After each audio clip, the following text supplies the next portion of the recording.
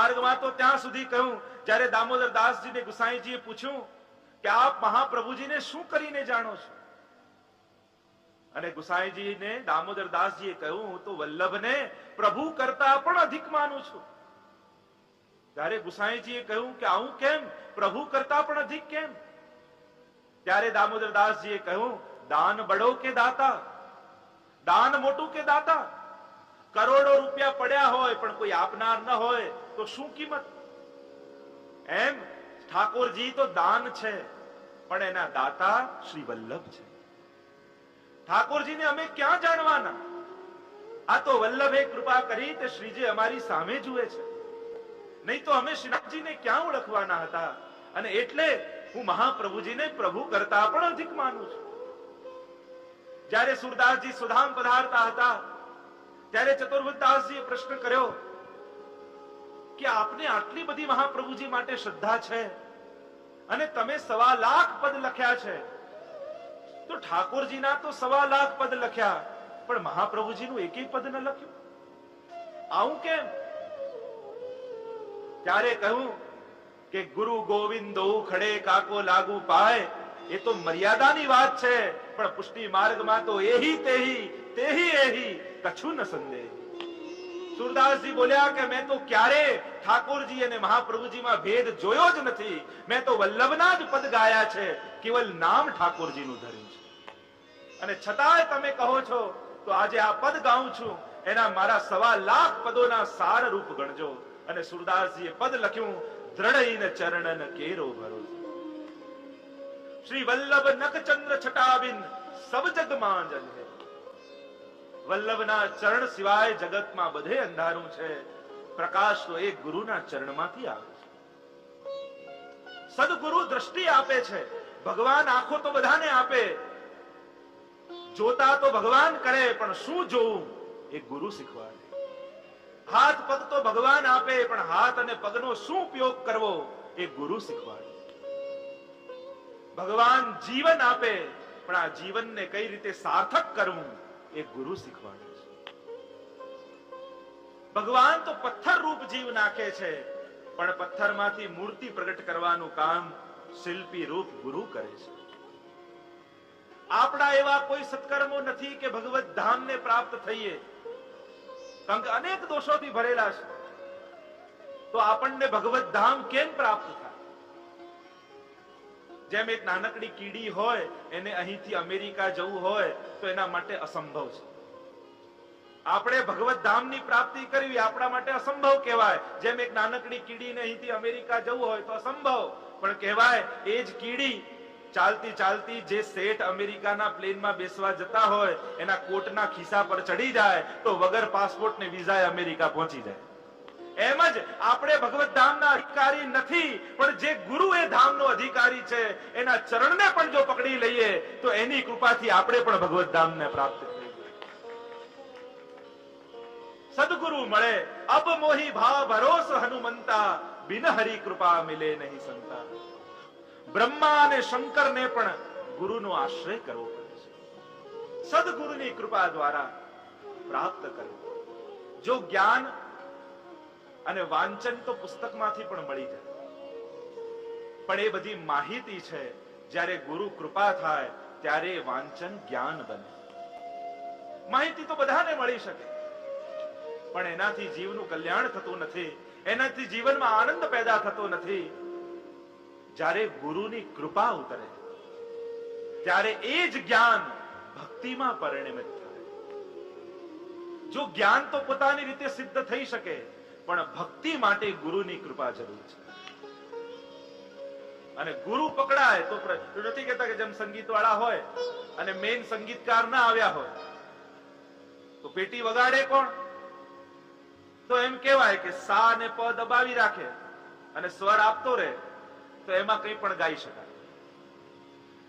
પણ પહેલા સા ગોતવો પડે, સા મળે એના પરથી પ મળે.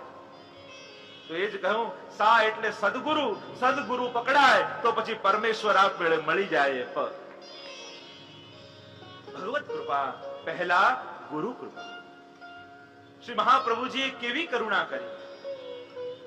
ચિંતા કરવા બેઠા છે, યમુનાજીનો તટ છે, આ જીવનો ભગવાન જોડે સંબંધ કેમ થાય?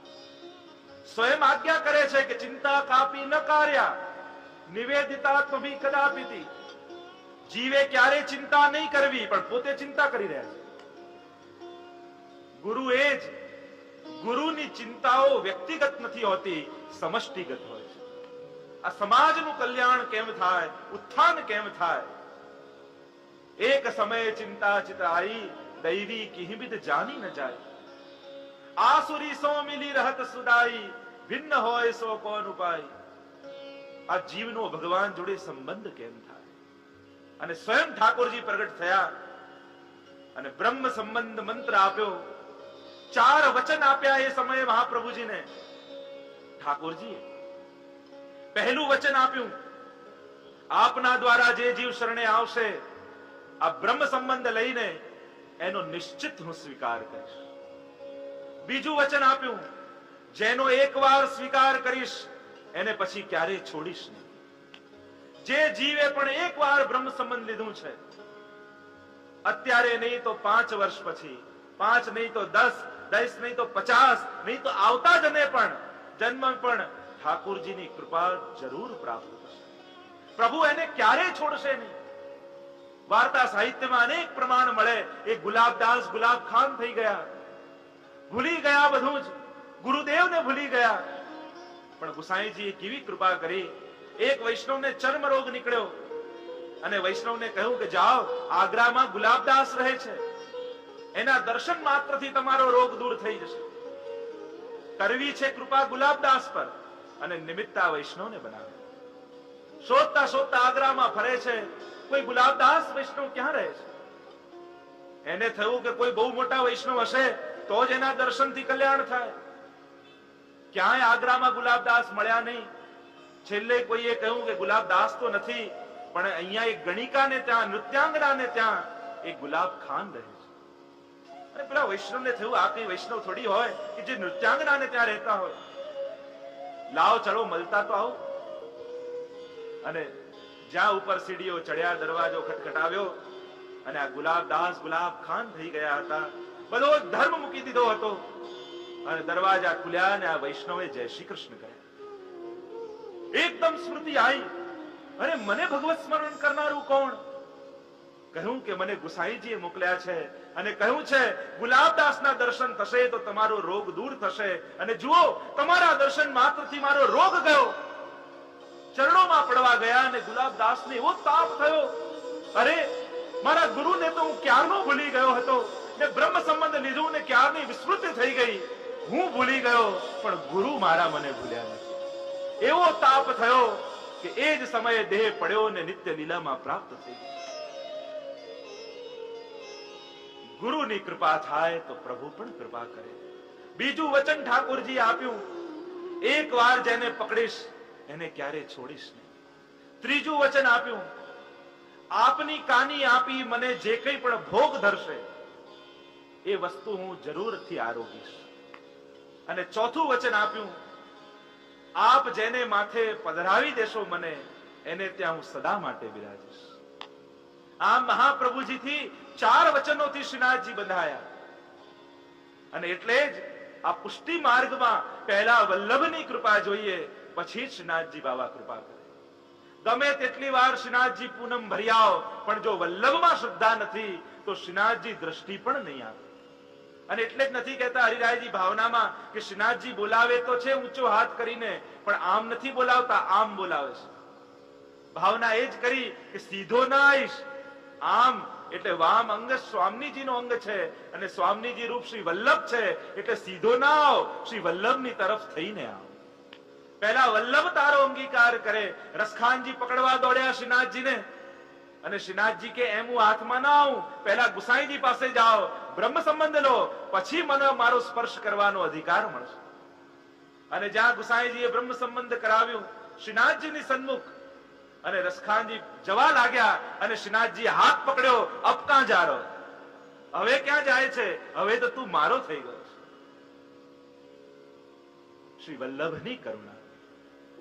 સૌનકજી એ જ કહે છે કે જો ગુરુ પ્રસન્ન થાય તો યોગીઓને દુર્લભ વૈકુંઠ ધામ આપે છે. સુંદર પ્રશ્નો કર્યા અને સુતજીએ કહ્યું કે તમારા બધા જ પ્રશ્નોનો એક જ ઉત્તર છે. અને સુતજી બોલ્યા, સુતજી કહેવા લાગ્યા, આ કાલ રૂપી વ્યાલ છે. વ્યાલ એટલે સર્પ. અને કલિયુગ રૂપી સર્પ જ્યારે બધાનો ગ્રાસ કરવા બેઠો છે ત્યારે એમાંથી મુક્ત થવાનો એક જ માત્ર ઉપાય છે અને એ છે શ્રીમદ ભાગવતની કથાનું શ્રવણ. જે જીવ શ્રીમદ ભાગવતનો આશ્રય કરે એનો કલિયુગ કંઈ પણ બગાડી શકતો. જો સર્પની ઉપમા આપવામાં આવી કાલને, જો હાથી આવે તો ખબર પડે, ગાય આવે તો ખબર પડે, સિંહ આવે તો ખબર પડે, પણ સર્પ આવે ને તો ખબર ન પડે. આ કલિયુગ પણ એવો છે, ક્યારે આપણી અંદર પ્રવેશ કરી જાય ખબર પડતી નથી, ક્યારે આપણો ગ્રાસ કરી જાય ખબર પડતી નથી. આપણા બધાની સ્થિતિ તો એવી છે કે કાલ રૂપી વ્યાલ સર્પના મુખમાં આપણું મોઢું તો જતું રહ્યું છે, પણ બંને હાથથી લૌકિક સમેટવામાં પડ્યા છે. આવી સ્થિતિમાં જીવ જ્યારે જીવી રહ્યો છે ત્યારે એને મુક્ત થવાનો એક જ ઉપાય છે શ્રીમદ ભાગવતની કથાનું શ્રવણ. સૌનકજી, આ ભાગવતની કથાઓ તો દેવતાઓને પણ દુર્લભ છે. સુતજી કહેવા લાગ્યા કે મનને શુદ્ધ કરવાનો કોઈ જો ઉપાય હોય તો આ ભાગવતની કથા છે. જે ભાગવતની કથાનું શ્રવણ કરે એનું મન શુદ્ધ થઈ જાય છે અને એના હૃદયમાં સ્વયં ઠાકોરજી આવીને બિરાજી જાય છે. એક વાર જ્યારે સુખદેવજી પરીક્ષિતને કથા કહેતા હતા ત્યારે દેવતાઓ અમૃતનો કલશ લઈને આવ્યા અને પરીક્ષિતને કહેવા લાગ્યા, પરીક્ષિત, તને મૃત્યુનો ડર છે ને? એમ કર, અમે આ સ્વર્ગનું અમૃત લઈને આવ્યા છીએ, જે સમુદ્ર સમયે નીકળ્યું હતું, અને જે અમૃતનું પાન કરે એને મૃત્યુ ક્યારે આવે નહીં. એમ કર, તું આ અમૃત પી લે. પરીક્ષિત કહેવા લાગ્યા, પી તો લઉં, પણ આના બદલામાં, કહ્યું કે આના બદલામાં વધારે તો કઈ નથી જોઈતું, પણ સુખદેવજીને અમે અમારી સાથે સ્વર્ગમાં લઈ જઈએ અને ત્યાં અમે કથા સાંભળીએ. કથામાં તો બુદ્ધિનો વિનિયોગ કરવાનો હોય અને આ તો વિનિમય કરવા આવ્યા. દેવતાઓ શાંતિથી આવીને કથા મંડપમાં બેસી ગયા હોત તો સુખદેવજી ના નતા પાડવાના, પણ અમને મળે ને બીજા કોઈને ન આપીએ એ દેવતા વૃત્તિ છે. જો આપણે પણ કથા સાંભળવા જઈએ ને ત્યારે દેવતાઓ આપણી આગળ પણ આ કળશ મોકલે. જ્યાં કથામાં જવા તૈયાર થયા હોઈએ ત્યાં જ કોઈ ઇન્વિટેશન કાર્ડ આપવા આવે કે અમારે ત્યાં દીકરાના લગ્ન છે ને સાંજે રિસેપ્શન છે, ચોક્કસ આવવાનું છે. અને આવું કાર્ડ આવે એટલે સમજો દેવતાઓ કળશ લઈને આવ્યા. પરીક્ષિતે તો વિનિમય ન કર્યો, પણ આપણે કરી નાખીએ. ચલો કથામાં તો પછી જઈશું, લગ્નમાં જઈ આવી. અને પરીક્ષિતે જોયું, અભક્તાંસ્તાંશ્ચ વિજ્ઞાય ન દદૌ સ કથામૃતમ. દેવતાઓની અંદર ભક્તિ ન જોઈ એટલે કથામૃત આપવાની ના પાડી દીધી. પરીક્ષિતે કહ્યું, હું અમર તો થઈશ પણ અભયત્વ મને મળશે? ભલે લાંબુ જીવન હોય પણ ડરતા ડરતા જીવવું એ શું કામનું? હે દેવતાઓ, તમે અમૃતના પાન કર્યા છે પણ હજી તમને અસુરોનો ડર રહે છે કે દાનવોનો ક્યાંક ચઢાઈ ન કરી જાય. તમે અમૃતના પાન કર્યા છે પણ હજી તમારી અંદર અહંકાર છે, ઈર્ષા છે, દ્વેષ છે. તો આવું લાંબુ જીવન લઈને શું કરવું? અમારે તો ભલે નાનું જીવન હોય, પેલા વર્ષોથી શીલા પડી હોય પથ્થરની, એવું દીર્ઘ જીવન અમારે નથી જોઈતું, પણ એની બાજુમાં નાનકડું ફૂલ ઉગ્યું હોય તો એને જોઈને મનમાં આનંદ આવે એવું દિવ્ય જીવન અમારે જોઈએ છે. દીર્ઘ જીવન નહીં પણ દિવ્ય જીવન. પરીક્ષિતે વિચાર કર્યો, દીર્ઘ જીવન નથી જોઈતું, દિવ્ય જીવન જોઈએ છે. અને આમ વિચાર કરી દેવતાઓને પણ કથાની ના કહી. અમૃતની મના કરી, અમૃત નથી જોઈતું, મારે તો કથામૃત જોઈએ છે. સુતજી કહેવા લાગ્યા, સૌનકજી, આ કથા, ભાગવતી કથા તો દેવતાઓને પણ દુર્લભ છે. અને આ ભાગવત કથાની વિધિ સનત કુમારોએ નારદજીને બતાવી હતી. તુરંત સૌનકજીને પ્રશ્ન થયો, અરે સનત કુમારો તો સતત પરિવ્રાજક છે, પરિભ્રમણ કરતા રહે છે, તો એમનો નારદજી સાથે મેળાપ ક્યાં? અને સૌનકજીના પ્રશ્નનો ઉત્તર આપતા સુતજી કહેવા લાગ્યા કે સૌનકજી, સુખદેવજીએ મને પોતાનો અનન્ય શિષ્ય જાણી અને આ કથા મને કહી છે, હું તમને સંભળાવું છું. એકવાર સનત કુમારો વિશાલ બદ્રીનારાયણ ક્ષેત્રમાં સત્સંગ માટે એકત્રિત થયા અને જ્યાં સત્સંગનો પ્રારંભ જ કરવા જઈ રહ્યા હતા એટલામાં એમણે નારદજીને ત્યાંથી જતા જોયા. નારદજીને જોયા તો ખરા. સનત કુમારો બોલ્યા, કથમ બ્રહ્મંદિન મુખઃ ચિંતાતુરો ભવાન ત્વરિતમ ગમ્યતે પુત્ર કુતશ્ચાગમનમ તવ. નારદજીને જોયા તો ખરા, પણ બહુ ચિંતાતુર જોયા. તુરંત સનત કુમારોએ પૂછ્યું કે સંત તો સમાજને ચિંતામાંથી મુક્ત કરે, અને તમે ચિંતામાં કેમ છો? ક્યાંથી આવી રહ્યા છો ને ક્યાં જઈ રહ્યા છો? અને જ્યારે સનત કુમારોએ રોક્યા નારદજીને, તો નારદજી પોતાની કથા કહેવા લાગ્યા. નારદજી કહેવા લાગ્યા કે અહમ તો પૃથ્વીમ યાતો, આ પૃથ્વીને સર્વોત્તમ જાણી હું યાત્રા કરવા માટે પૃથ્વીમાં આવ્યો, અને દરેક તીર્થોમાં હું ફર્યો. પુષ્કર, પ્રયાગ, કાશી, ગોદાવરી, હરિક્ષેત્ર, કુરુક્ષેત્ર અનેક તીર્થોમાં ગયો, પણ ક્યાંય મને શાંતિનો અનુભવ ન થયો. જો નારદજીએ કહ્યું છે અહમ તો પૃથ્વીમ યાતો, હું પૃથ્વી પ્રદક્ષિણા કરવા માટે ગયો, પણ જેટલા પણ નામ ગણાવ્યા એ બધા ભારતમાં જ છે. ક્યાંય ન્યુયોર્કમ કે લંડનમ ન આવ્યું. એનો અર્થ પુરાણમાં પૃથ્વી શબ્દ ભારત માટે વપરાય છે. મહાપ્રભુજી માટે આપણે નથી કહેતા કે 3 વાર પૃથ્વી પ્રદક્ષિણા કરી. તો ભારતની બહાર મહાપ્રભુજી નથી પધાર્યા, પણ ભારત વર્ષની પરિક્રમા કરી. નારદજી કહેવા લાગ્યા, બધે જ હું ગયો, ઉત્તમ જાણીને ગયો કે સર્વ લોકોમાં પૃથ્વી સર્વોત્તમ છે, પણ જેટલા પણ તીર્થમાં ગયો ક્યાંય મને શાંતિનો અનુભવ ન થયો. બધે જ કલિયુગે પોતાનો એટલો પાશ બાંધી રાખ્યો છે, બધે જ પાપ દેખાયા. આ કલિયુગ છે. સર્વ માર્ગેષુ નષ્ટેષુ કલૌ ચ ખલ ધર્મિણી. મહાપ્રભુજીએ પણ કહ્યું આ કલિયુગ કેવો છે? ખલ ધર્મ રૂપ છે. નારદજી પણ કહેવા લાગ્યા કે બધે જ કલિયુગનો પ્રભાવ દેખાયો. અને જ્યાં જ્યાં હું ગયો તો નારદજી શું શું જોયું એનું વર્ણન કરતા નારદજી બોલ્યા, બધે જ કલિયુગનો વાસ છે. સત્યમ નાસ્તિ તપ શૌચમ દયાદાનમ ન વિદ્યતે. ક્યાંય સદગુણો દેખાતા નથી. જ્યાં જુઓ ત્યાં કલિયુગનો વાસ છે. જાણે દરેક મનુષ્ય બે જ વસ્તુનો સિદ્ધાંત માની બેઠો છે. બે જ વસ્તુ આદર્શ બની ગઈ છે. એક મારું શું અને બીજું મારે શું. કોઈ પણ કામ કરવા આપો કોઈ પણ માણસને તો પહેલા એમ પૂછે મારું શું આમાં, અને કઈ ન મળે તો એમ કે મારે શું. બધે જ કલિયુગ દેખાય. કલિયુગ એટલે ક્લેશ. ઘર ઘરમાં ક્લેશ દેખાય. બધે જ વિપરીતતા દેખાય. ક્યાંક છે તો ઘણું બધું છે, અને જ્યાં નથી તો કઈ જ નથી. જરૂર છે જેના જીવતરની એને કોઈ જીવવા નથી દેતા. જીવે છે મોત ના વાંકે એને કોઈ મરવા નથી દેતા. ધરાયેલાના મોઢામાં પરાણે કોળિયા દે છે, અને ભૂખાને કાજ વાસી ભાત પણ વધવા નથી દેતા. સુખડને ઘી થકી બળતા સબો ધનવાનના મોંઘા, ને ગરીબની લાશ પર પૂરું કફન પણ ચડવા નથી દેતા. જ્યાં જુઓ ત્યાં વિપરીતતા છે. જેને ભૂખ નથી એને દરરોજના જમવાના આમંત્રણ છે, અને જેને ભૂખ છે એને કોઈ અંદર ઘૂસવા નથી. આ જ કલિયુગ છે. કલિયુગમાં બે વસ્તુ માણસની હરી લીધી કલિયુગે. એક શ્રમ શક્તિ જતી રહી, અને બીજી સહન શક્તિ જતી. આજે માણસને ઓછામાં ઓછી મહેનતે વધારે ને વધારે મેળવવું છે. આજે માણસને કોઈનું સહન નથી કરવું, અને પાછું દરેકને એમ જ લાગે કે ઘરમાં જો હું જ સહન કરું છું બાકી બધા મોજ કરે છે. બધાને એમ જ લાગે કે હું જ ઘસાવું છું બાકી બધા લેર કરે છે. કોલ, કાગળ અને ક્લોક, આ 3 નો યુગ એ કલિયુગ. કોલ મારી દો ને, કોલ મારી દો ને. કોલ નો યુગ એ કલિયુગ.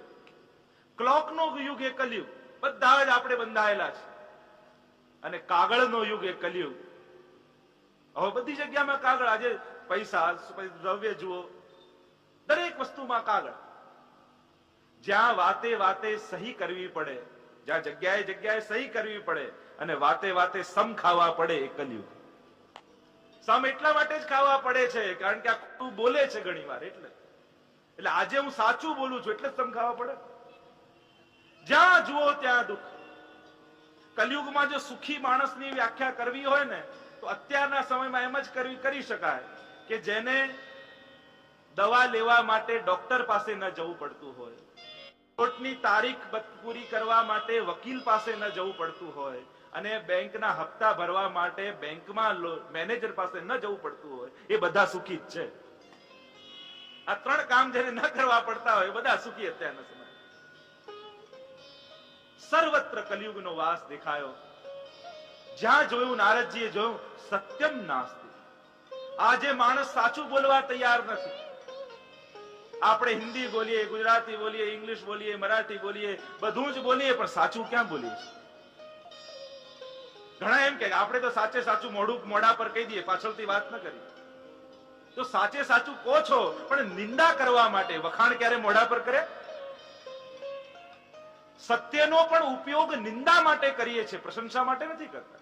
જો સાચે સાચું મોઢા પર કહી દેવાની આદત હોય તો કોઈના સદગુણ જુઓ છો તો કહો છો ના.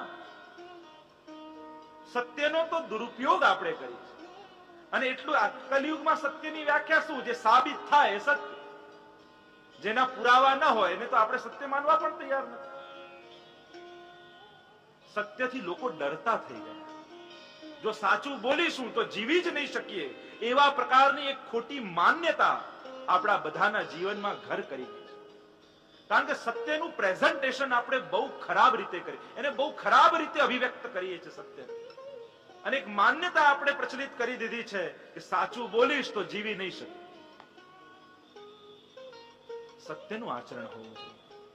એક મહાપુરુષ હતા, એના જીવનની કથા આવે છે કે ગવર્મેન્ટના ઓફિસર હતા અને એટલું બધું ઈમાનદારીથી એમણે કામ કર્યું એમના જીવનમાં. અને એકવાર એક વ્યક્તિ એમની પાસે આવ્યો અને ફાઇલ મૂકી સામે ટેબલ પર ને કહ્યું કે એક જગ્યાએ તમારે ખોટી સાઈન કરવાની છે. બીજી વાર હું તમારી પાસે આવીશ નહીં, પણ એક સાઈન કરશો તો એની જગ્યા બદલામાં હું તમને 1 લાખ રૂપિયા આપીશ. અને એ સમય 1 લાખ રૂપિયા એટલે આજના 1 કરોડ બરાબર હતા. અને આમના મનમાં હવે વિચાર ચાલુ થયો. પેલા એ કહ્યું આ પહેલી ને છેલ્લી વાર હું તમારી પાસે આવ્યો છું, ફરી વાર હું આવવાનો નથી. જીવનમાં એક વાર તમારે ખોટું કરવાનું છે. અને આજે આખો દિવસ એમનું કામમાં મન ન લાગ્યું. એ જ વિચારમાં ને વિચારમાં ફાઇલ લઈને ઘરે ગયા. રોજ તો ઘરે જતા એટલે એવા ભૂખ્યા થતા કે આખું ઘર માથે લઈ લેતા. ઘરમાં બીજું કોઈ હતું નહીં, એક માં હતી. પણ આજે એવા વિચારમાં ચડ્યા છે કે સાઈન કરું કે ન કરું. અને વિચારમાં ને વિચારમાં આજે ભૂખ પણ નથી લાગી. માં કહેવા આવી કે ચલ હવે બેટા જમી લે. આજે ભોજન પણ બરાબર ન થયું. મનમાં એ જ વિચાર ચાલે છે કે એક વાર જીવનમાં ખોટું કરવાનું છે અને જિંદગીભરનો આરામ છે. પછી ક્યારે ખોટું કરવાનું નથી. કરું કે ન કરું. સુવા ગયા પણ આખી રાત ઊંઘ નથી આવી. પડખાઓ ફેરવે છે પણ ઊંઘ નથી આવતી કે સાઈન કરું કે ન કરું. એક વાર ખોટું કરી દઉં ને જિંદગીભરનો આરામ થઈ જાય, પણ સત્યનો માર્ગ જાય. આખી રાત સુતાની. સવારે માં ચા લઈને આવી અને હાથમાં ચા લીધી. માં જવા લાગી ત્યાં જ માનો હાથ પકડ્યો ને રોક્યો. બા, મારા મનમાં એક મૂંઝવણ છે. બાએ કહ્યું શું છે બેટા? આમણે કહ્યું કે બા, કાલે એક વ્યક્તિ મારી પાસે આવ્યો, મારી સામે ફાઇલ મૂકીને કહ્યું કે આ એક ખોટી સાઈન કરવાની છે. અને બા, મેં આજ સુધી જીવનમાં ક્યારે ખોટું કર્યું નથી. પહેલી વાર આવો એક વ્યક્તિ આવ્યો છે અને એક ખોટી સાઈન કરવાની છે.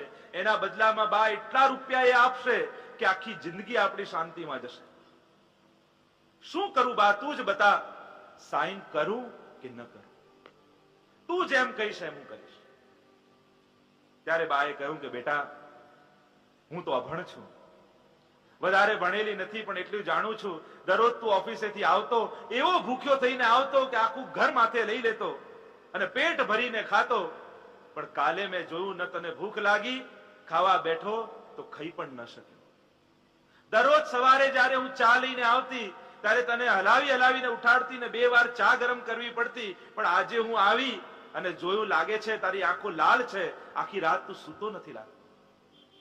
તો બેટા, હું તો એટલું જ કહીશ, હજી જે ધન આવ્યું નથી, ખાલી એનો વિચાર આવ્યો છે અને તોય તારી ઊંઘ અને ભૂખ જતી રહી. તો વિચાર કર, જો એ ધન આવશે તો તારું શું થશે? હજી ધન આવ્યું નથી, ખાલી એનો વિચાર આવ્યો અને તારી ઊંઘ અને ભૂખ જતી રહી, તો તો જ્યારે ધન આવશે તો શું ઉત્પાદ કરશે? સત્ય છોડીશ.